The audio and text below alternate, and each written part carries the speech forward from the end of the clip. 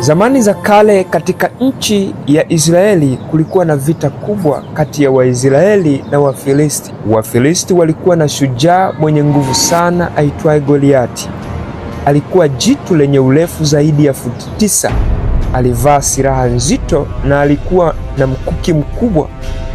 Na kila siku kwa muda wa siku 40, shujaa huyo alikuwa akitoka na kupiga kelele kwa Waisraeli na kusema, chagueni mtu mmoja kati yenu nitakayepigana naye.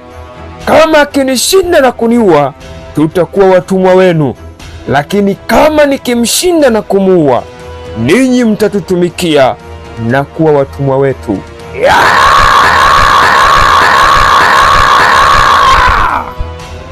Waisraeli waliposikia waliogopa sana na kukimbia. Katika kijiji kidogo miongoni mwa vijiji vya nchi ya Israeli aliishi kijana mchunga kondoo aitwaye Daudi. Yeye alikuwa mdogo kuliko kaka zake 8, na kaka zake wakubwa walikuwa wanajeshi katika jeshi la Israeli. Lakini Daudi, kijana huyo, alibaki nyumbani akichunga kondoo za baba yake. Siku moja baba yake Daudi aliyeitwa Mzee Yese alimwagiza Daudi apeleke chakula kwa kaka zake waliokuwa vitani. Daudi alipofika alimsikia Goliati akipiga kelele akiwatukana Waisraeli.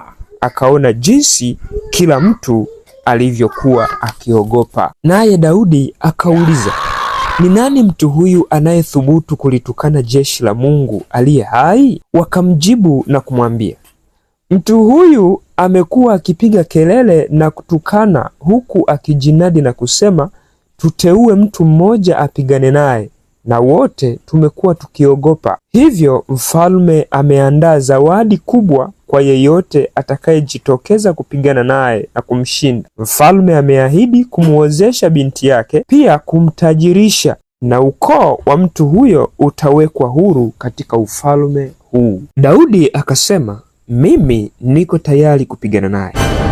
Maneno ya Daudi yakamfikia mfalme mtawala wa Israeli. Sauli akamwita Daudi, na Daudi akasema, mimi nitapigana naye. Mfalme Sauli akamwangalia na kusema, wewe bado ni kijana mdogo, huwezi kupigana naye, maana yeye ni shujaa na ni mzoefu wa vita. Lakini Daudi akajibu, mimi ninawachunga kondoo wa baba yangu.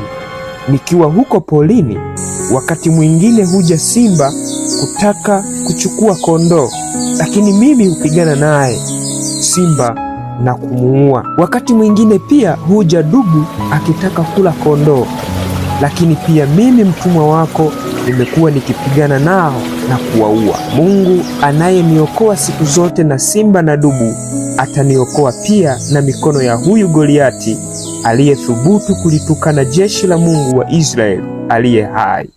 Sauli akajibu, kwa maneno yako nimeamini, lakini kwa umbo lako la nje nisingekubali. Mungu atakuwa pamoja nao. Basi Sauli akampa mavazi na silaha zake za vita, lakini Daudi akaviona kuwa ni vizito sana.